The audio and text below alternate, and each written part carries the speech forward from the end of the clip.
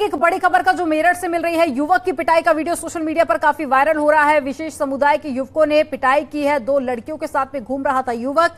विशेष समुदाय की लड़कियां थी। भगत सिंह मार्केट का ये पूरा वीडियो है, मेरठ के कोतवाली थाना क्षेत्र का मामला। तो एक बड़ी खबर आपको बता रहे हैं, जहां एक युवक की पिटाई का मामला सामने आया मेरठ से, और ये वीडियो आप देखिए जो कि सोशल मीडिया पर काफी वायरल हो रहा है। विशेष समुदाय के लोग एक युवक की यहाँ पर पिटाई करते हुए नजर आ रहे हैं, और साथ ही लड़कियां भी विशेष समुदाय की बताई जा रही हैं। तो भगत सिंह मार्केट का ये वीडियो है जो सोशल मीडिया पर सामने आया। हालांकि ये वीडियो कब का है ये स्पष्ट नहीं हो पाया। भैया तुम्हारा क्या नाम है? भैया सिर में चोट लगी। क्या नाम है तुम्हारा? क्या नाम है? बात तो सुन लो। भगत सिंह मार्केट का एक वीडियो वायरल हुआ था, जिसमें 2 युवती और 1 युवक के साथ कुछ स्थानीय युवकों के द्वारा अभद्रता की गई थी। उक्त वीडियो पर तत्काल संज्ञान लेते हुए थाना कोतवाली पर समुचित धाराओं में अभियोग पंजीकृत किया गया। विवेचना के दौरान यह तथ्य प्रकाश में आया कि वीडियो में दिख रहे युवक और युवतियाँ ये बागपत रोड स्थित एक फैक्ट्री में काम करते हैं, और वो उस दिन अपने किसी साथी के बर्थडे के संबंध में कुछ खरीदारी करने भगत सिंह मार्केट आए हुए थे, जहां पर कुछ स्थानीय युवकों द्वारा यह कहकर उनके साथ अभद्रता की गई कि मुस्लिम युवतियां एक हिंदू युवक के साथ घूम रही हैं। और ज्यादा जानकारी के साथ में निखिल जुड़ गए हैं संवाददाता। निखिल, क्या है ये पूरा मामला, विस्तार से बताइए। वीडियो को लेकर क्या ज्यादा जानकारी अभी तक मिल पाई है?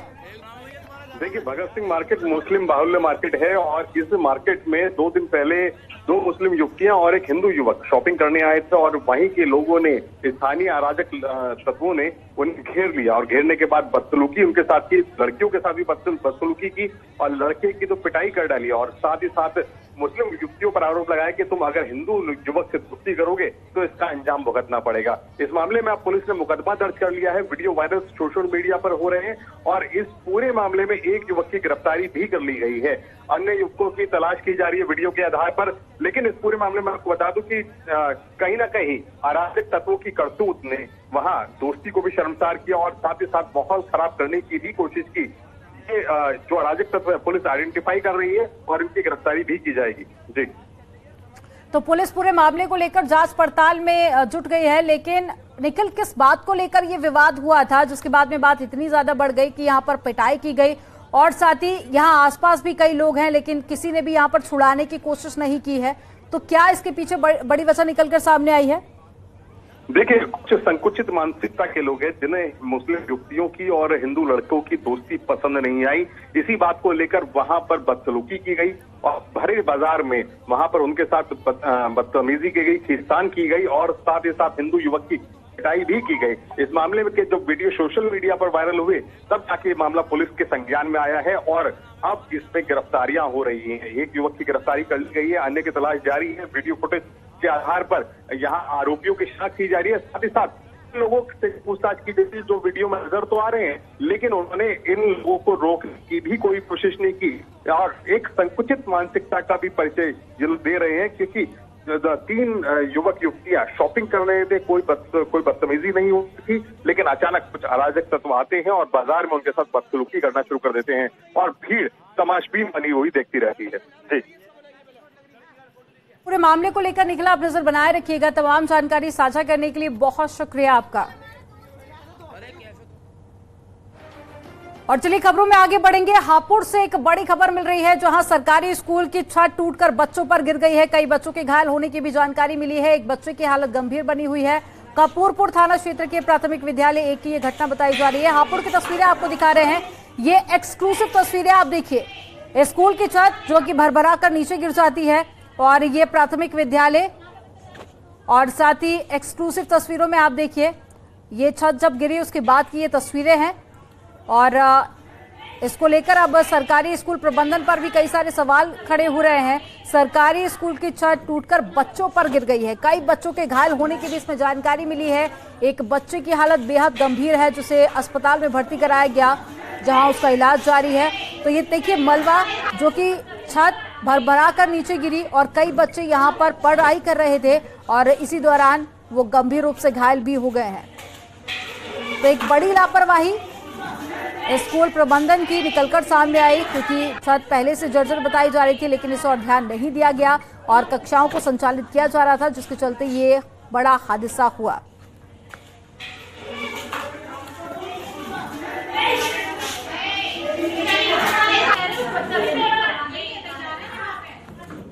और ज्यादा जानकारी के साथ में विपिन गिरी फोन लाइन पर हापुड़ से जुड़ गए हैं। विपिन, तस्वीरों में साफ नजर आ रहा है कि छत पहले से जर्जर थी, लेकिन फिर भी जिम्मेदारों ने इस और ध्यान नहीं दिया और कई बच्चे इस हादसे का शिकार हो गए। क्या ज्यादा जानकारी आपके पास? देखिए, बिल्कुल प्रशासन की और शिक्षा विभाग की एक बड़ी लापरवाही है। जिस तरह से स्कूल की जो छत जर्जर थी तो वहां पर कक्षाएं संचालित की जा रही थी, तो नौनिहालों के साथ खिलवाड़ किया गया है, उनकी जान के साथ खिलवाड़ किया गया। और जब बच्चों की कक्षा चल रही थी तभी जो जर्जर छत थी उसका एक बड़ा हिस्सा नीचे बच्चों के ऊपर गिर गया। अभी जो बताया जा रहा है 2 से 3 बच्चे थे जो इसकी चपेट में आए थे और एक बच्ची जो है उसकी हालत गंभीर है, उसको हापुड़ में सिटी स्कैन के लिए लाया जा रहा है। तो हालांकि प्रशासन में हड़कंप मच गया इस घटना के सामने आने के बाद, और अब प्रशासन इस घटना को साधने में जुटा हुआ है। ये एक बड़ी लापरवाही से कह सकते हैं कि कई बच्चों के घायल होने की जानकारी भी इसमें निकलकर सामने आई है और अब यहाँ सवाल जिम्मेदारों पर। तमाम जानकारी साझा करने के लिए बहुत शुक्रिया आपका विपिन।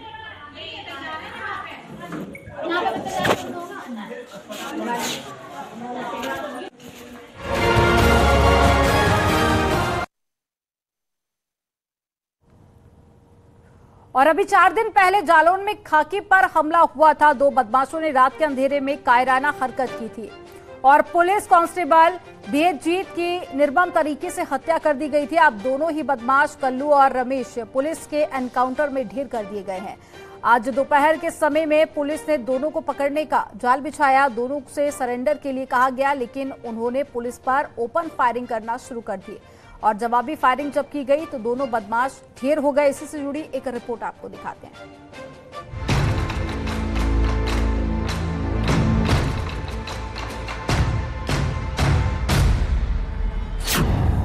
यूपी में खाकी पर हमला करने वाले ढेर,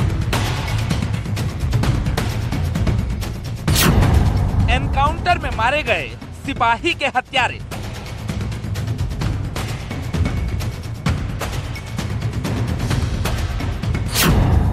सिपाही भेदजीत के मर्डर का बदला पूरा।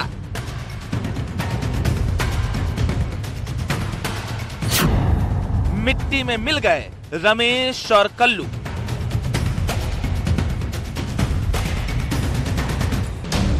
यूपी पुलिस ने सिपाही भेदजीत की हत्या करने वाले दोनों बदमाशों को ढूंढ निकालकर मार गिराया।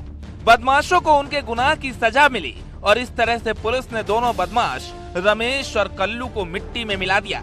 मथुरा के रहने वाले सिपाही भेदजीत की हत्या करने के बाद बदमाश भागे भागे फिर रहे थे, लेकिन यूपी पुलिस ने उन्हें ज्यादा दिनों की मोहलत नहीं दी।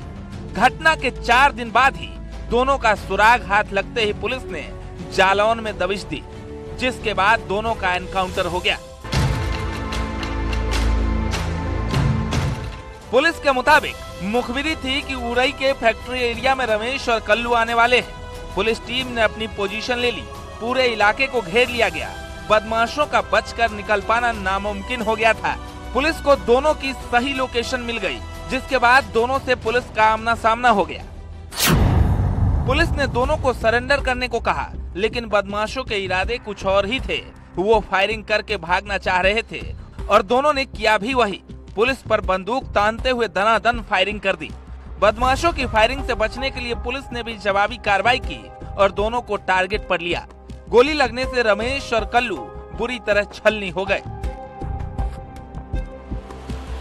बाद में आनंद फानंद में पुलिस दोनों को अस्पताल ले गई, जहां दोनों ने ही दम तोड़ दिया।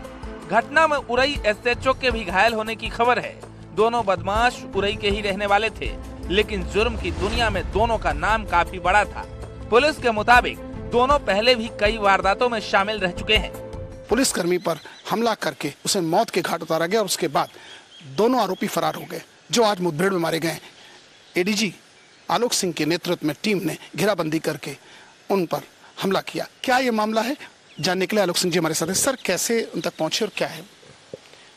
देखिए, जिस दिन ये 10 तारीख को घटना हुई थी तभी तत्काल मैं मौके पर गया था और इसमें हमने अपनी जितनी भी दक्ष टीम है, जो प्रोफेशनली बहुत कैपेबल टीम्स हैं, उनको लगाया गया था।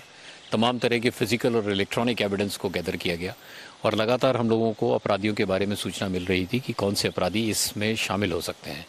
आज इसी सूचना पर क्षेत्राधिकारी नगर और उनकी टीम इंस्पेक्टर उरई ये सब इंडस्ट्रियल एरिया चौकी क्षेत्र में गए और बदमाशों को उन्होंने वहाँ पर सरेंडर करने की कोशिश की, लेकिन बदमाशों द्वारा उनके ऊपर वेपन से फायर किया गया और पुलिस ने आत्मरक्षा फायरिंग की, जिसमें दोनों बदमाश घायल हुए और उनको दोनों को अस्पताल ले जाया गया, जहां मुझे एसपी जालौन ने बताया कि उनकी मृत्यु हो गई है।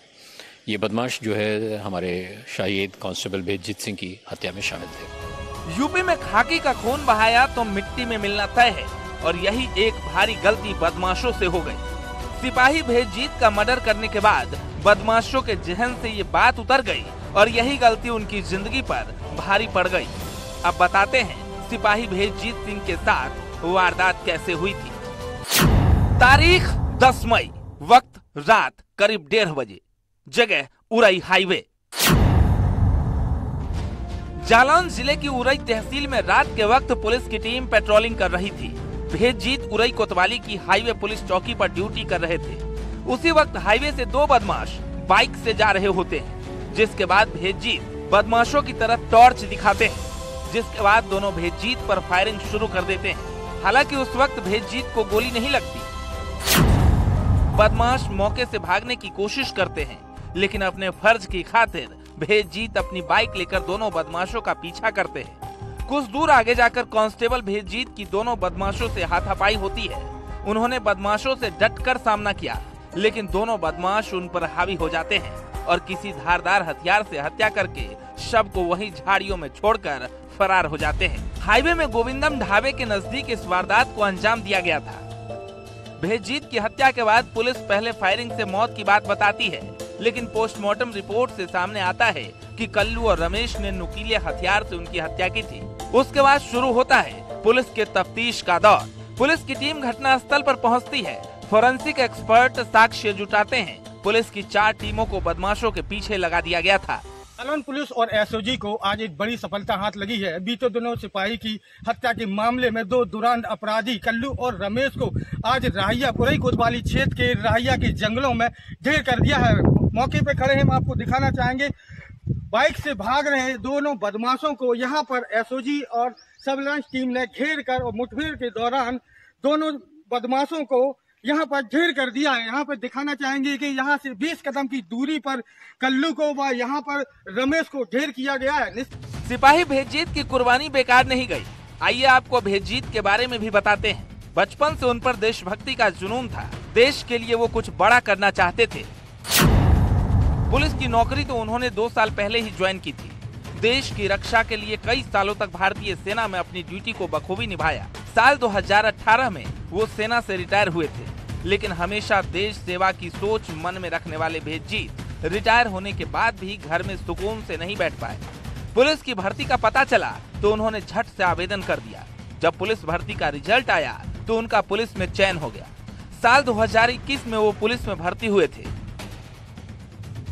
पुलिस की नौकरी लगने के बाद भेदजीत पुलिस ड्यूटी के लिए इतने समर्पित हो गए थे कि घर भी कम ही जाते थे। भेदजीत ने अपने बच्चों में भी देशभक्ति की भावना भर दी थी और दोनों बच्चों को सेना में भेजने की तमन्ना रखते थे। लेकिन इससे पहले कि वो अपनी चाहत को अपनी आंखों से पूरा होते देखते, जालौन में अपने फर्ज पर न्यौछावर हो गए। भेदजीत के पार्थिव शरीर को उनके गांव ले जाया गया था, जहां मेरठ एडीजी आलोक सिंह भी श्रद्धांजलि देने पहुंचे थे। साल 2017 में जब से यूपी में योगी सरकार आई है, तभी से माफिया और अपराधियों की शामत आई है। यूपी में कानून से खिलवाड़ करना अपने लिए मुसीबत मोल लेना है।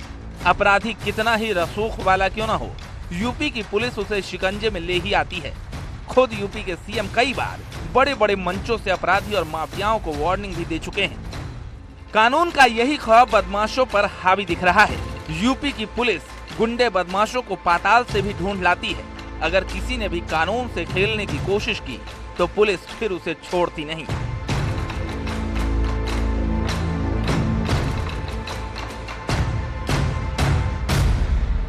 Bureau report, news 18।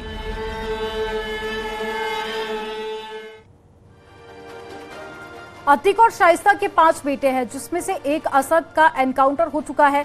लेकिन सूत्रों के हवाले से खबर है कि अतीक का छठा बेटा भी है, आरिफ MBA। लेकिन वो शाइस्ता का नहीं बल्कि उसकी कथित माशूका का है। खबर यह है कि अब वो छठा बेटा अतीक के अवैध साम्राज्य पर कब्जा जमाना चाहता है और यही वजह है कि अतीक के परिवार में जंग छिड़ी हुई है। रिपोर्ट आपको दिखाते हैं।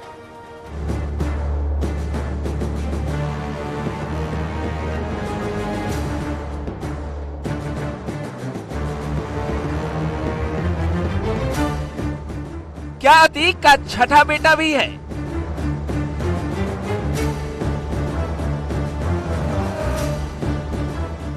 माशूका के बेटे को अतीक ने बनाया एमबीए। नाजायज बेटे के नाम अतीक ने कर दी थी संपत्ति।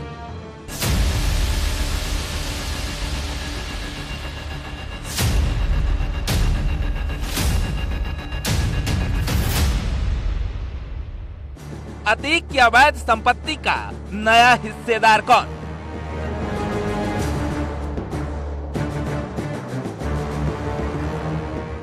विदेश में अतीक के अवैध साम्राज्य पर छिड़ी जंग।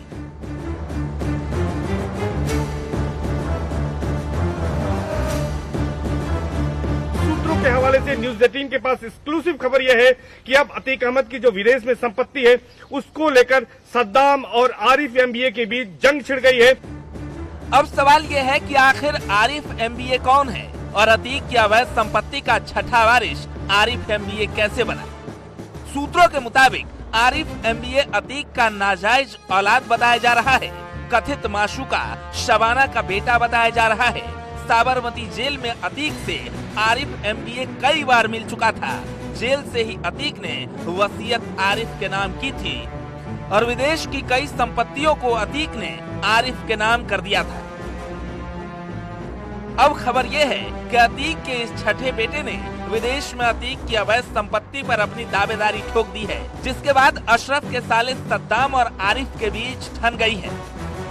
चर्चा तो यहाँ तक की है कि दुबई की कई प्रॉपर्टी आरिफ एमबीए के नाम अतीक अहमद ने वसीयत कर दी है, लेकिन सद्दाम जो कि बरेली पुलिस ने उसके खिलाफ 1 लाख का इनाम घोषित किया है और जब अशरफ जेल में बंद था तो सद्दाम ही सभी काम संभालता था और वहां फ्लैट लेकर रहता भी था।